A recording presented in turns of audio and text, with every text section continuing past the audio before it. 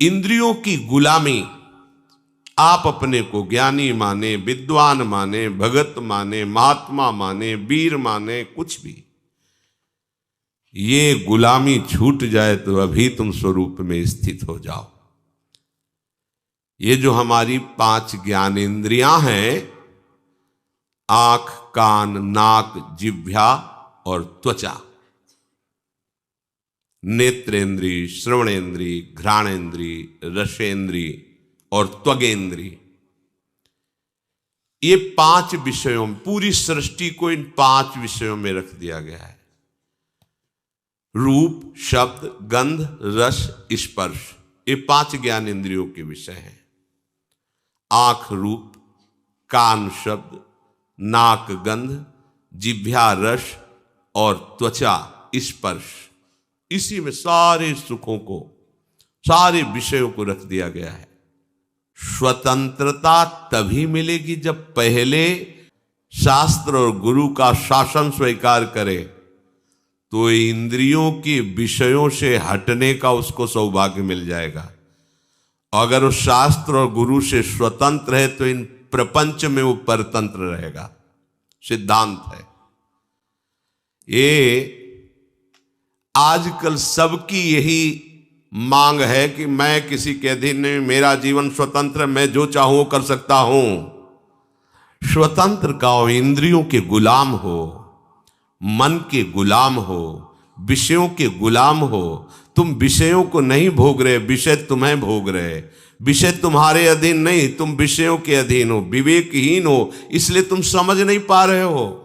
आजकल यही स्वतंत्रता मानी जाती कि जो मैं चाहूं भोगूं, जो मैं चाहूं देखूं, जो मैं चाहूं करूं, तुम मुझ पर अंकुश नहीं लगा सकते हो क्योंकि मेरा जीवन स्वतंत्र है। वाह, कैसी स्वतंत्रता, तुम समझ नहीं पा रहे हो। स्वतंत्रता का स्वरूप क्या होता है? सब तुम्हारे अधीन हो, तुम किसी के अधीन नहीं। ये तो कोई महात्मा होता है। और तुम अपने को स्वतंत्र समझ रहे हो, इंद्रियों के विषयों की गुलामी करते हो, मन की गुलामी करते हो, शरीर की गुलामी करते हो और अपने को स्वतंत्र समझते हो। कहते हो हम स्वतंत्र हैं, जो चाहेंगे करेंगे। अरे जो चाहेंगे करेंगे तुम नहीं, ये इंद्रियां जो चाहेंगी तुमसे करवा लेंगी, मन जो चाहता है वो तुमसे करवा लेता है। तुम गुलाम हो कि स्वतंत्र? देखो ना, जो सद्गुरु और शास्त्र की अधीनता स्वीकार करता है वो स्वतंत्रता की तरफ बढ़ता है। जो मन और इंद्रियों की स्वीकार करता है वृत्ति, वो गुलामी है। चाहे जितना बड़ा वीर हो, बाहर विजय प्राप्त करने के लिए दौड़ता रहता है, पर इंद्रियों पर विजय, मन पर विजय तो कोई गुरु कृपा पात्र ही कर पाता है। जरा धैर्यपूर्वक सोचो, तुम गुलाम हो कि स्वतंत्र हो? गुलाम हो तुम, स्वतंत्र नहीं हो। जब ये इंद्रियां तुम्हारे अधीन होंगी, मन तुम्हारे अधीन होगा, तुम विश्व के किसी भी विषय से प्रभावित नहीं होगे, तब तुम स्वतंत्रता की तरफ बढ़ रहे हो। पराजित होकर घुटने टेक देने वाले को गुलाम कहते, स्वतंत्र नहीं कहते। भगवान शंकराचार्य जी से प्रश्न किया गया कि जगत को किसने जीता? उत्तर हुआ, जिसने 5 ज्ञानेंद्रियों सहित मन को जीत लिया उसने जगत को जीत लिया, संसार को जीत लिया, त्रिभुवन को जीत लिया। बड़े बड़े वीरों को परास्त करने वाला, बड़े बड़े देशों पर विजय प्राप्त कर लेने वाला, वो विजयी नहीं कहा जाता। विजयी वो है जो विषयों के आकर्षण को, इंद्रियों को, मन को जीत लिया, उसे कहा जाता है विजयी। इंद्रियों की, मन की गुलामी से जो मुक्त हुआ वही तो मुक्त कहा जाता है, वही तो भगवदानंद का अधिकारी होता है। गोस्वामी तुलसीदास जी ने देखा इन इंद्रियों की लोलुपता को।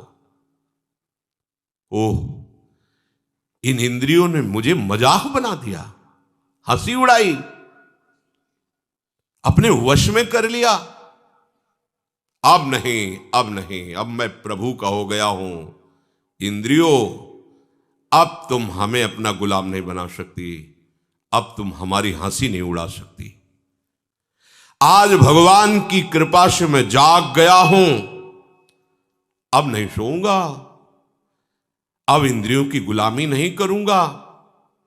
जब तक मैं प्रभु को पूर्ण समर्पित नहीं था तब तक इंद्रियों ने मुझे गुलाम बना लिया। संसार हंसता रहा, आज नहीं, अब नहीं।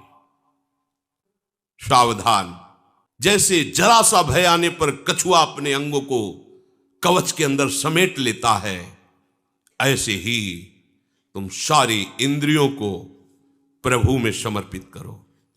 इंद्रियों को विषयों से समेट लो, आप सुरक्षित हो जाओगे, आपका भजन सुरक्षित हो जाएगा। ये इंद्रियों का स्वभाव है, ये बाहरी भागती है। ब्रह्मा ने इनका स्वभाव बनाया है बाहरी विषयों पर जाना, और जो इस स्वभाव को रोक दे वही भाव को प्राप्त होता है। पर कठिन है इनको रोकना। यदि मन बुद्धि के वश में हो जाए तो फिर मन इंद्रियों को वश में कर सकता है। बुद्धि तुम्हारे वश में होनी चाहिए, बुद्धि तुम्हारे वश में, बुद्धि के वश में मन, और मन के वश में इंद्रियां, अब सब ठीक हो जाएगा।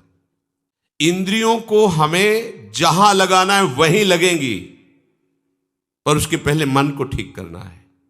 मन को ठीक करने के लिए पहले बुद्धि को ठीक करना है, बुद्धि को ठीक करने के लिए पहले हमें ठीक होना पड़ेगा। मैं प्रभु का हूं, प्रियालाल का हूं, कोई संसारी नहीं हूं।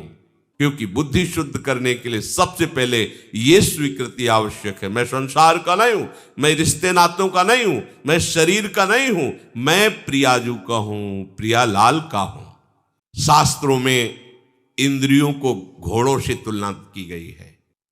बहुत बलवान घोड़े इंद्रियां हैं, उनकी लगाम मन है।